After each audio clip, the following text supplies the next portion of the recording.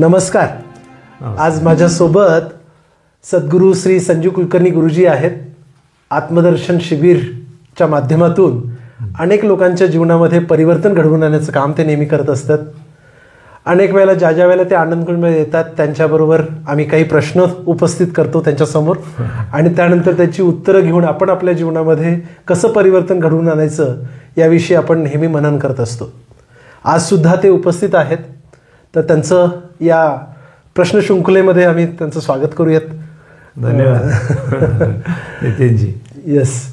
तर गुरुजी, मागच्या वेळेला आपण खूप छोट्या मोठ्या गोष्टींवरती चर्चा केली होती. खूप छान. आपल्या नेहमी टीचिंग्समधून मी नेहमी ऐकत आलो आहे की जीवन म्हणजे एक नाटक आहे आणि त्या नाटक स्वरूपामध्ये आपली काही भूमिका असते, ती भूमिका आपण वठवायची असते असं तुम्ही नेहमी म्हणत असतात.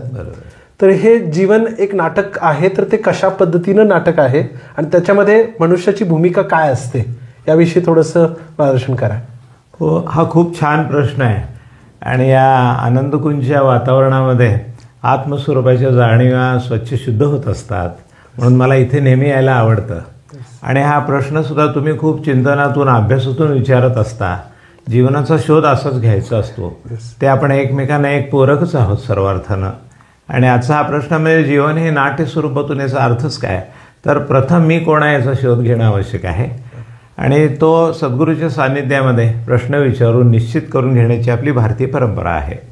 यामध्ये मी सच्चित आनंद स्वरूप आहे हे एकदा नीट समजलं तर बाह्य जगतामध्ये आपण अज्ञानानं मी देह आहे हा भाव अधिक प्रबळ असतो, तसा अभिमान राहतो.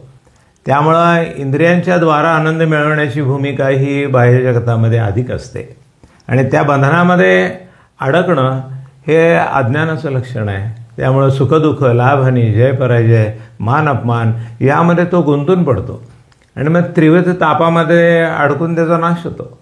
परंतु जर त्यानं स्वतःला अलिप्त ठेवलं तर ते अलिप्त कसं ठेवायला पाहिजे की हे बाह्य जगत हे आहे हे बदलणारं, नाशिवंत, भ्रामक, परिवर्तनीय असं आहे आणि एका क्षणाला आहे तर दुसऱ्या क्षणाला नाही असं असतंय.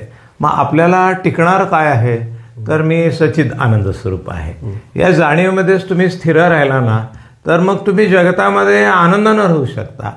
अज्ञानी जीव जगतामध्ये आनंद शोधत असतो, तो त्याला या जन्मात कधी सापडणार नाही अशी वस्तुस्थिती असते.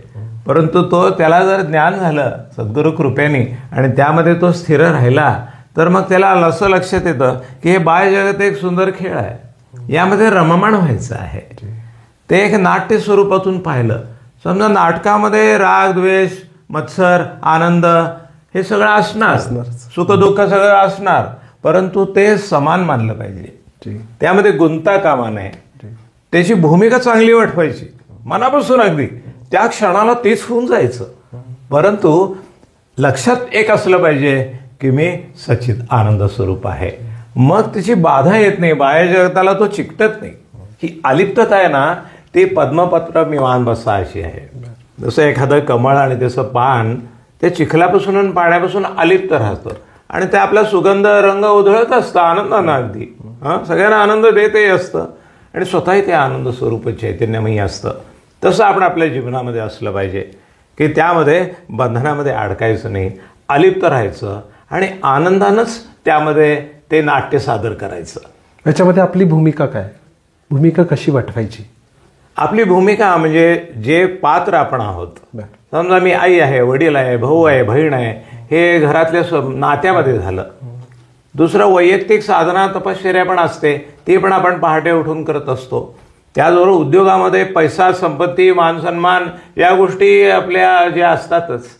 मग ते सगळं जे आहे ते सुद्धा ब्रह्मचर्य, गृहस्थ, वानप्रस्थ, संन्यास अशा भूमिका वेगळ्या वेगळ्या त्या त्या काळानुसार त्याच्या आयुष्यामध्ये येतच राहतात. त्या आनंदानं स्वीकारायच्या. त्या स्वीकारल्या की मग ज्या भूमिका आहेत त्या तुम्ही नाटक म्हणून करू शकता. हा त्यातला महत्वाचा मुद्दा आहे. खूप खूप धन्यवाद. सुंदर आहे जीवन.